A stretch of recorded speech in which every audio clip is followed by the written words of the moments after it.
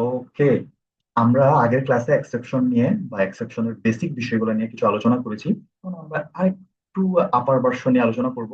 তাই আমাদের ফাইলের নাম দিয়েছি এক্সেপশন প্যাকেজের মধ্যে। আমরা নতুন একটা ফাইল ওপেন করেছি, যেটার নাম দিয়েছি exception moderate dot Java. So এটা একটা পাবলিক ক্লাস হিসেবে আমরা রেখেছি। আমাদের আগের ক্লাসে আমরা আমাদের বেশিরভাগ এক্সেপশনের বিষয়গুলো মেইন মেথডের মধ্যে রেখেছিলাম। এখন আমরা মেইন মেথডের মধ্যে না করে ডিফারেন্ট মেথডের মধ্যে করার চেষ্টা করব এবং দেখার চেষ্টা করব যে অ্যাকচুয়ালি কি হয়। ওকে, এখানে আমরা আনচেকড এক্সেপশনটাকে মাথায় রেখেই কোডটা করার চেষ্টা করব। দেন চেকড এক্সেপশন নিয়ে আমরা কথা বলবো। সো আমি একটা মেথড লিখছি। মেথডের নাম হোয়েট m3 দিলাম।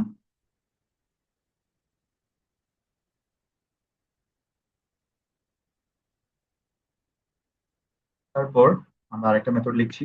মেথডের নাম দিলাম m2।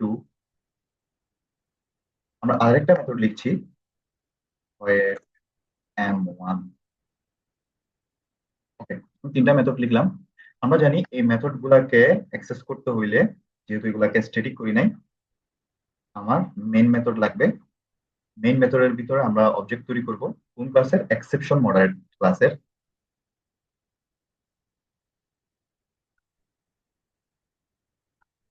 সো অবজেক্ট তৈরি করলাম ob equal to new exception moderate. Okay, এবার আমরা যদি ওবি ডট যে কোনো একটা মেথডকে কল দিতে পারি, লাইক আমি m1 কে কল দিলাম।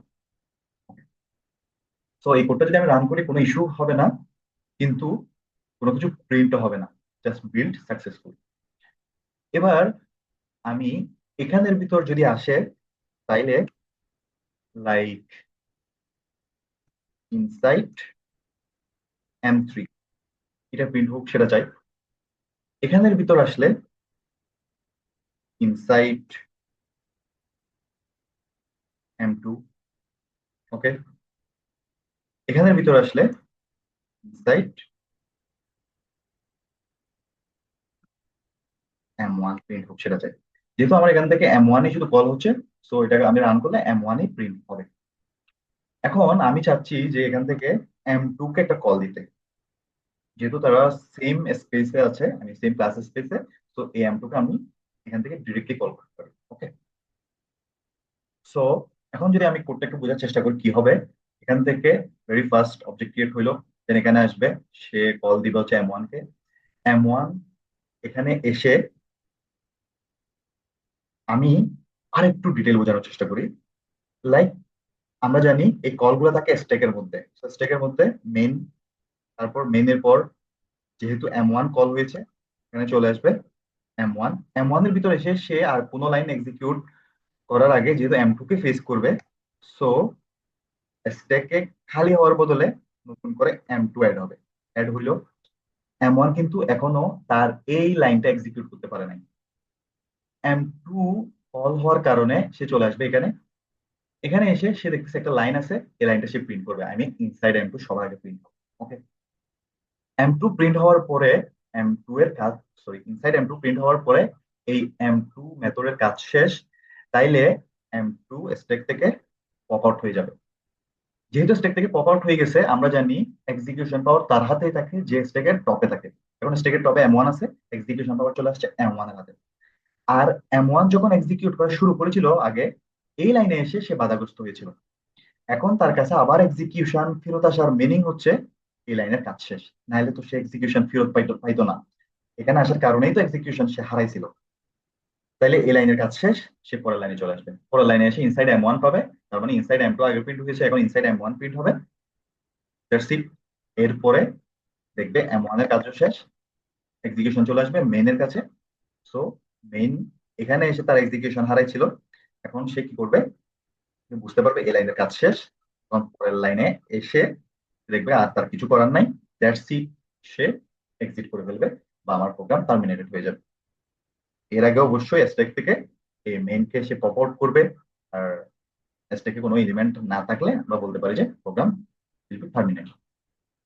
ওকে, এবার আমি যদি m2 এর ভিতর থেকে M3 কে একটা কল দিই, তাহলে কি হবে? তাহলে প্রথমে হচ্ছে এখান থেকে এখানে আসবে, কিন্তু এখানে আসার পর এই লাইন প্রিন্ট হওয়ার আগে চলে আসবে এখানে, তার মানে ইনসাইড M2 সবার আগে প্রিন্ট হবে, তারপর M3 কল হবে, M3 ইনসাইড M3 কল হওয়ার কারণে এখানে এসে ইনসাইড M3 প্রিন্ট করবে। তারপর M3 কাজ শেষ, এক্সিকিউশন চলে আসবে M2 এর হাতে। এখানে M3 এর এই লাইনের কারণেই তো সে এক্সিকিউশন হারাইছিল, এখন এখানে ফেরত আসে এই লাইনটা শেষ করবে। এই লাইনের পর আর কোনো লাইন না থাকার কারণে M2 এরও কাজ শেষ, এক্সিকিউশন চলে আসবে M1 এর কাছে।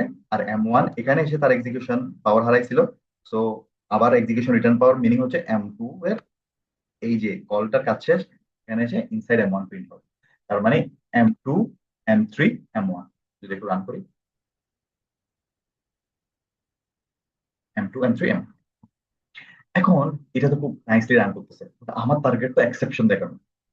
এখন আমরা যদি একটা এক্সেপশন দেখাই এখানে, লাইক সেই চিরাচরিত অ্যারিথমেটিক এক্সেপশন, আমি যদি এখানে 7/0 লিখি, তাহলে কি হবে? তাইলে আমরা বলতে পারি এখানেও সেম কাজগুলাই হবে। প্রথমে এখানে কল হবে M1 এ, হইলো M1 এর এই লাইন প্রিন্ট হওয়ার আগে M2 কল হওয়ার কারণে সে এখানে চলে আসবে, এখানে এসে ইনসাইড M2 প্রিন্ট করবে। করলো, এখন পর্যন্ত কোনো ইস্যু হইলো না। তারপর এসে M3 এর মাধ্যমে এখানে চলে আসবে, এখানে এসে ইস্যু ইস্যু পাবে। যেহেতু ইস্যু হয়ে গেছে, সে আর পরের লাইন গুলো দেখার তার সুযোগ নাই, সে দৌড়াদৌড়ি করবে যে রেমেডি কোথায় আছে। কিন্তু তার এখানে কোনো রেমেডি সে খুঁজে পাবে না। তার রেমেডি খুঁজে না পাইলে সে এই M3 এর কাজ শেষ করে দিবে, চলে আসবে M2 এর কাছে। M2 এর কাছেও কোনো ধরনের রেমেডি নাই, তার কলার তাকে কোনো রেমেডি দিতে পারতেছে না। এখন তার কলার রেমেডি দিতে পারতেছে না, ঠিক আছে, সেখানেও তার কাজ শেষ করে চলে আসবে M3 এর কলার। দুঃখিত, এটা তো আছে, এই M3টা আছে M2 এর মধ্যে, সো M2 এর কলারের কাছে চলে আসবে, যেটা হচ্ছে M1। এখানে এসে কোনো সমাধান পাবে না, তার মানে এক্সেপশনটা আর সে হ্যান্ডেল করতে পারতেছে না। ঠিক আছে, ওকে। অ্যাকচুয়ালি সে তার কলার মেইনের কাছেও চলে আসবে, but আমি সিম্পলিসিটির জন্য মেইন পর্যন্ত গেলাম না। সো কোনো জায়গায় যেহেতু তার জন্য কোনো রেমেডি নাই, তাইলে আমরা বলতে পারি যে এটা এক্সেপশন রেখে দিবে, কিন্তু এক্সেপশন হওয়ার আগেই তো ইনসাইড M2টা সে প্রিন্ট করে ফেলতে পারবে। তো আমরা যদি কোডটা রান করি, ইনসাইড M2 প্রিন্ট হয়েছে, তারপর এরিথমেটিক এক্সেপশনটা হয়েছে। এরিথমেটিক এক্সেপশনটা এই যে, আমরা যদি একটু বোঝার চেষ্টা করি, এরিথমেটিক এক্সেপশনটা হয়েছে 7 নাম্বার লাইনে। তারপর সেই 7 নাম্বার লাইন থেকে আমরা যদি দেখি 12 নাম্বার লাইনেও সেম ইস্যুর কথা বলতেছে। এর মিনিং হচ্ছে এটা প্রপাগেট হয়ে এখানকার ইস্যুটা কলারের কাছে চলে আসছে। ওকে, এখন M3 এর কলার, মানে M3 যেখানে আছে সেটা হচ্ছে M2। তাহলে এই M2 যেহেতু এটা হ্যান্ডেল করতে পারতেছে না, M2 এটা প্রপাগেট করে নিয়ে আসবে তার কলার M1 এর কাছে। ওকে, মানে যেখান থেকে M2 কল হয়েছে সেটা কত number line? 15 number line. Okay, তারপর ওই যে সেম কথা, এটা প্রপাগেট হয়ে চলে আসবে তার কলার মেইন, তো এটা 21 নাম্বার লাইন। ওকে, যেটা বলেছিলাম সেটাই হয়েছে। এখন মজার বিষয়, আমরা যদি এখানে একটা ট্রাই ক্যাচ ইউজ করি, আমরা জানি হ্যান্ডেল হবে।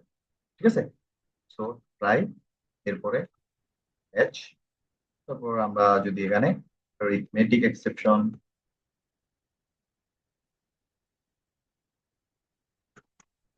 ই লিখি, বা এক্সেপশন হ্যান্ডেলড, ঠিক আছে, এই লাইনটা প্রিন্ট হওয়ার জন্য এটা লিখেছি। তাহলে আমরা যদি কোডটা রান করি, রান করার আগে আমরা একটু এজিউম করি কি হইতে পারে। তো এখান থেকে কল হবে, M1 আসবে, এই লাইনটা প্রিন্ট হইতে পারবে না। M2 কল দেওয়ার মাধ্যমে এখানে ইনসাইড M2টা প্রিন্ট হবে। এরপরে M3 তে আসবে, M3 কল দিবে এখানে, এখানে একটা এক্সেপশন হবে, এক্সেপশন হওয়ার কারণে ইনসাইড M2 আর প্রিন্ট হবে না। এক্সেপশন হলে আমরা জানি পরের লাইনে আর আসতে পারে না, ট্রাই সেম ট্রাই এর মধ্যে এখানে চলে আসবে এক্সেপশন হ্যান্ডেল। এক্সেপশন হ্যান্ডেল হইল, এখন এখানে কোনো ধরনের এক্সেপশন আর যে না থাকার কারণে, আই মিন হ্যান্ডেল হয়ে যাওয়ার কারণে, সরি, এই যে এই M3 আর কোনো এক্সেপশন টাইপের কোনো কিছু আর পাবে না। তাহলে কোনো কিছু এক্সেপশন টাইপের না পাইলে তাহলে তার কাজ শেষ হয়ে যাবে। এরই মধ্য দিয়ে আমরা বলতে পারি M2 এর কাজ শেষ। আর M2 কল হয়েছে এখান থেকে, তার মানে এই লাইনের কাজও শেষ, ইনসাইড M1 প্রিন্ট হইতে পারবে। কারণ এক্সেপশন যা হয়েছে সেটা তো এখানে হ্যান্ডেল হয়ে গেছে, এখানে আর কোনো ধরনের এক্সেপশন প্রপাগেট হয় নাই। তো এই লাইন খুব নাইসলি নিজের মতো করে শেষ হবে। আর এই লাইন নাইসলি শেষ হইলে এই লাইনে তো কোনো সমস্যা নাই, কোডের নর্মাল ফ্লো বজায় থাকবে। তো আমরা বলতে পারি যে ইনসাইড M2 প্রিন্ট হবে, ইনসাইড M3 প্রিন্ট হইতে পারবে না, এক্সেপশন হ্যান্ডেল। আর এরপরে M1 প্রিন্ট হবে। Let's see, inside M2 exception handle, inside M1। Very nice. আমি এটা একটু নিচে করি, আমার কোড পোর্শনটা বেশি দেখা যায়। এবার আমি যদি এটা এখানে হ্যান্ডেল না করতাম,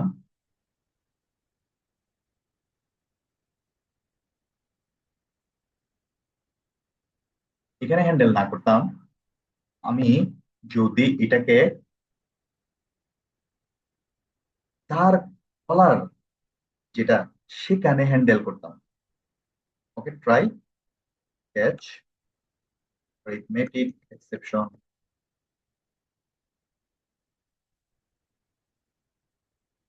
কি, আমরা এখানে লিখতে পারি যে inside M2 or M3, M3 এর জন্য আমরা M2 এর ভিতরে আছি। ওকে, এবার আমরা যদি দেখি কি হচ্ছে, দেন আমরা বোঝার চেষ্টা করি।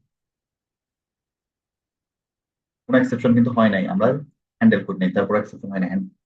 ঠিক আছে, আমরা এখানে ডিরেক্টলি হ্যান্ডেল করি নাই, তারপর এক্সেপশন হ্যান্ডেল। কি হয়েছে, ওই যে আমরা বলেছিলাম এখান থেকে কল হবে, এখানে আসবে, M2 কল হবে, এখানে আসলো, ইনসাইড M2 প্রিন্ট হইলো। তারপর এরপরে M3 এসে আসবে, M3 কল হবে, M3 এখানে একটা এক্সেপশন হবে। ঠিক আছে, এখানে এক্সেপশন হয়ে গেছে, সে তার রেমেডি খোঁজার জন্য এই এক্সেপশনটা নিয়ে প্রপাগেট করে অবশ্যই নিজের মধ্যে সমাধান খুঁজবে, কিন্তু নিজের মধ্যে তো নাই, তাই এ লাইনে আর আসতে পারবে না। সে তার অবজেক্টটা বা এক্সেপশনের যে অবজেক্টটা, এরিথমেটিক এক্সেপশনের অবজেক্টটা প্রপাগেট করে নিয়ে আসবে সে যেখান থেকে কল হয়েছিল সেখানে। তাহলে M3 কল হয়েছিল M2 এর ভিতর থেকে, আই মিন এখানে। আর এটা ট্রাই এর মধ্যে আছে। সো যে অবজেক্টটা সে থ্রো করতেছে এক্সেপশনের, এরিথমেটিক এক্সেপশনের, সেটা ট্রাই এর মধ্যে থাকার কারণে সে এখানে হচ্ছে তার রেমেডি আছে এরকম একটা বিষয় খুঁজে পাবে। তো তার রেমেডিটা এই যে ক্যাচের মধ্যে অ্যারিথমেটিক এক্সেপশন হ্যান্ডেল হইলো, তাই ইনসাইড M2 ফর M3। তাহলে সে খুব নাইসলি হ্যান্ডেল হয়ে গেল। যেহেতু সে নাইসলি হ্যান্ডেল হয়ে গেল, এর মধ্যে দিয়ে আমরা M2 কাজ শেষ বলতে পারি।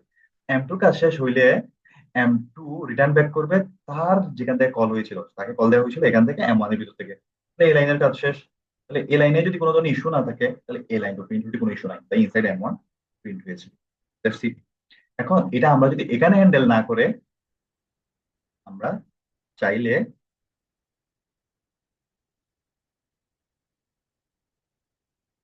M3 আর এখানে এসে এখানে রাখতে পারি, আর অবশ্যই এটাকে M2 করে দিব। এই হচ্ছে বিষয়।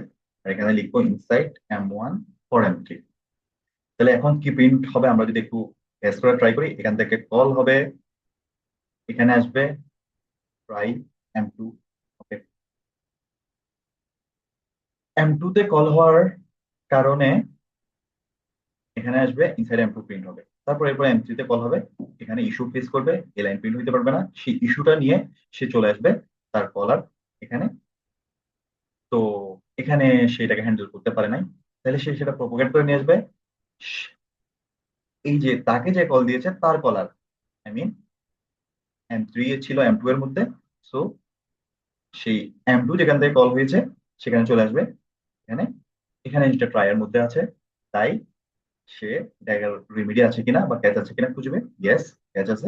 তো এটা হ্যান্ডেল হয়ে যাবে, তাহলে এটা প্রিন্ট হবে। তারপর যেহেতু এটা নাইসলি হ্যান্ডেল হয়েছে, ইনসাইড M1 প্রিন্ট হবে। তাহলে আমরা বলতে পারি যে ইনসাইড M2 প্রিন্ট হবে, তারপর M1 for M3 প্রিন্ট হবে, ইনসাইড M1 প্রিন্ট হবে, তিনটা line print. M2 M1 for M3 inside M1। ওকে, এবার আমরা জাস্ট এটাকে একটু ইয়ে করতে পারি আর কি, যে এগুলাকে যদি এই যে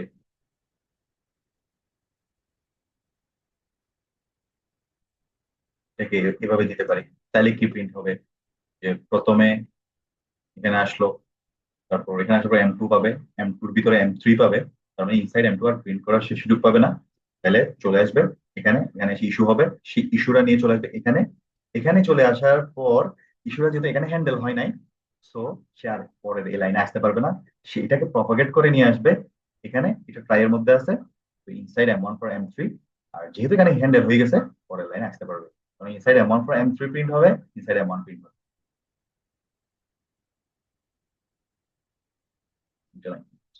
সো এটাই, এটাকে আমরা বেশ নাইসলি লিখতে পারি যে কি হবে না হবে। আই মিন, এখানে আমরা যদি একটু খেয়াল করি, এগুলো ছিল আনচেকড এক্সেপশন। ওইটা এরিথমেটিক এক্সেপশন না হয়ে যদি index out of bound exception হইতো, নাল পয়েন্ট এক্সেপশন হইতো, তাইলেও সেম ভাবেই হ্যান্ডেলড হইতো। এই ট্রাইটা এখানে না রেখে আমরা যদি মেইনের মধ্যেও এখানের ভিতরেও রাখতাম, তাহলেও কিন্তু এগুলো হ্যান্ডেলড হইতো। ওকে, আমরা জানি প্রপোগেট হয়ে দিন শেষে সে মেইনের কাছেও আসে। কিন্তু এটা যদি চেকড এক্সেপশন না হয়ে unchecked exception, sorry, check unchecked exception না হয়ে চেকড এক্সেপশন হইতো, তাহলে কিন্তু এই প্রপাগেশন আমরা পাইতাম না। যেমন আমি এখানে একটা চেকড এক্সেপশন তৈরি করব, ফাইল ইনপুট স্ট্রিম, ওকে, নাম দিলাম FS equal to new file stream. তো এভাবে ফাইল ইনপুট স্ট্রিম লেখা যায় না, সে একটা আর্গুমেন্ট খুঁজবে। এখানে আর্গুমেন্ট আকারে কি দিব সেটা আমি আপাতত লিখি, আমরা যখন চেক এক্সেপশন নিয়ে কথা বলবো তখন সেখানে বেশ ডিটেল বলবো। তো আপাতত আমি লিখি সোর্স স্ল্যাশ, মানে আমি তার পাথটা দিয়ে দিচ্ছি, যেহেতু এক্সেপশন প্যাকেজের মধ্যে এটা আছে, স্ল্যাশ এক্সেপশন। তারপর আমার আসলে আমার কোনো ফাইলই নাই, আমার ফাইল তৈরি করতে হবে। আমি একটা ফাইল তৈরি করছি, নিউ এমটি ফাইল, অর্থাৎ একটা টেক্সট ফাইল তৈরি করবো, নাম দিলাম নিউ ফাইল থাকুক। আমার সেই ফাইলটা তৈরি হচ্ছে, এই যে আমার রুট ডিরেক্টরি হচ্ছে OPSM25, তাই এর পর থেকে যেই পাথগুলো আছে সেগুলাই আমাকে দিতে হবে, source exception new file. Okay, so এটা তৈরি করে ফেলবো। আমি যদি এর ভিতরে লিখি I I am a text file, okay, এটা লিখলাম। আর আমরা আমাদের যে নিউ ফাইলের পাথ, সেটা আমরা ক্রিয়েট করার সময় দেখেছি। আর যদি ভুলে যাই তারপরও এখান থেকেও দেখতে পারি, OPSM25 source exception new file. So যাদেরটা আমার মতো এরকম, তারা তো এইভাবে ইউজ করবো, যাদেরটা ডিফারেন্ট এখান থেকে দেখেই, যদি source then slash main slash Java slash exception slash new file, অর্থাৎ একটা দেখে দেখেই লিখলে হবে। ওকে, আমি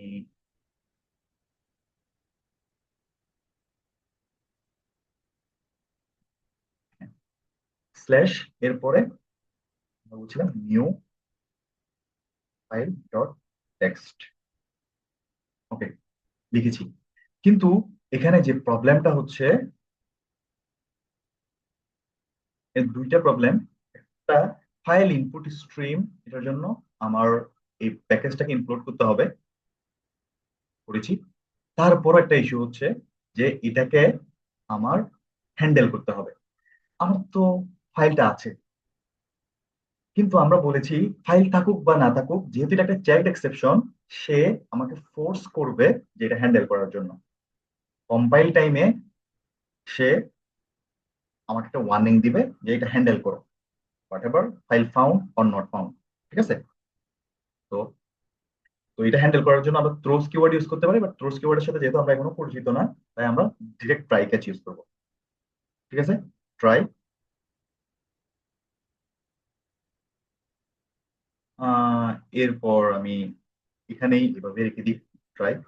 ট্রাই এর পর ক্যাচ। ক্যাচের মধ্যে আমি এক্সেপশন লিখে দিতে পারি, অথবা ফাইল নট ফাউন্ড এক্সেপশন লিখে দিতে পারি।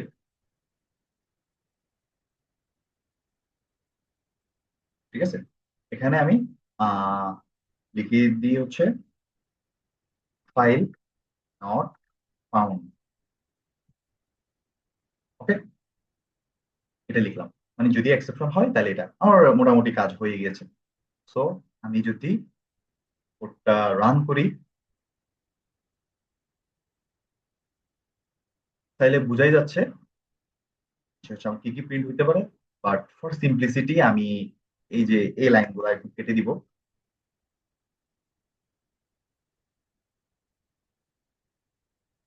ওকে, আমি একটু রান করব। এখানে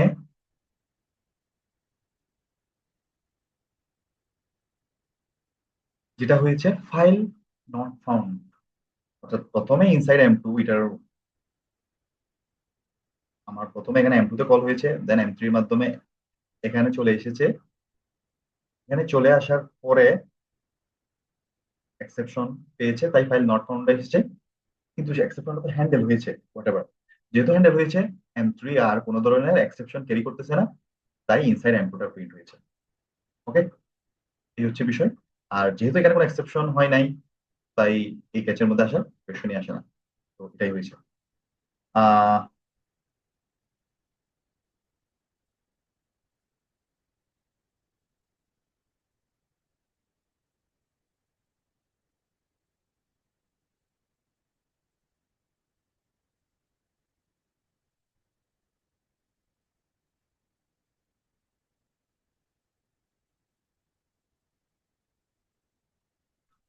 আমরা আমাদের নিউ ফাইলের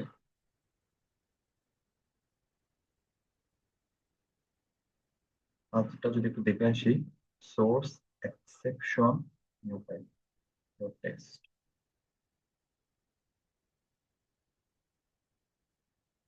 source exception new file dot text. Okay, what ever. এখানে আমার ফাইলটা যে কোনো কারণে সে এই জায়গায় খুঁজে পাচ্ছে না, আমরা এই বিষয়টা পরে দেখতেছি, বা এটাকে আমরা হ্যান্ডেল করবো, অবশ্যই হ্যান্ডেল করবো, কোনো সমস্যা না। কিন্তু এখানে এক্সেপশন হোক, আমি সেটাই চাই। ওকে, এবার এই এক্সেপশনটা আমি লাইক এখানে হ্যান্ডেল করব না। ঠিক আছে, এখানে হ্যান্ডেল করেছি তাই কোনো ইস্যু হয় নাই, এখানে হ্যান্ডেল করব না।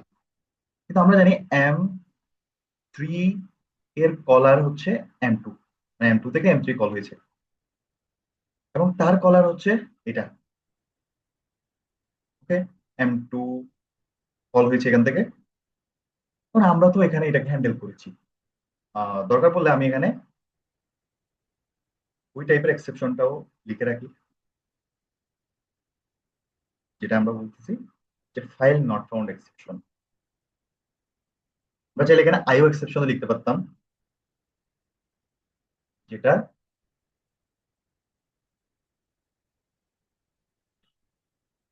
আমার ফাইল নট ফাউন্ড এক্সেপশনের super super class. Inside M one for M three for file not found. Okay, কিন্তু এখানে যেটা হচ্ছে,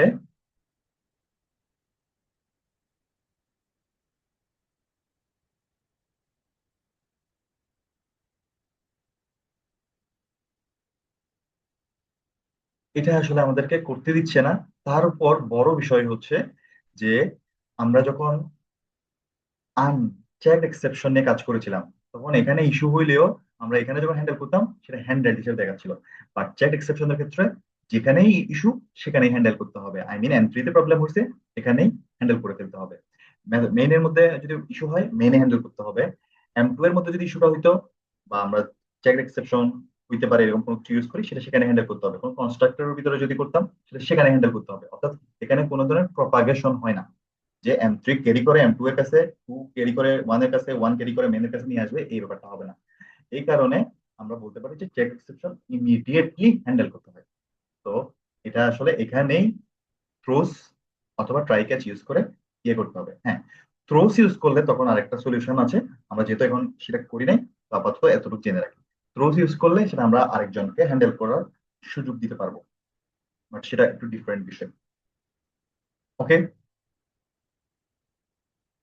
তো আমরা বলতে পারি যে হচ্ছে জ্যাক এক্সেপশন কি হ্যান্ডেল করতে হবে আপাতত এতটুকু, জি, যেহেতু আমরা থ্রোস নিয়ে এখনো কোনো কথা বলিনি।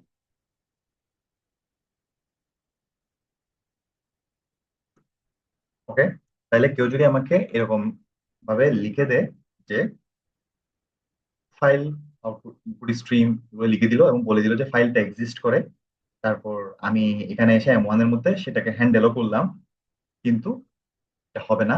কারণ যেটা জ্যাক এক্সেপশন, যেখানে ইস্যু সেখানে হ্যান্ডেল করতে হবে। এটা খুবই খুবই ইম্পর্টেন্ট একটা বিষয়, মাথায় রাখতে হবে।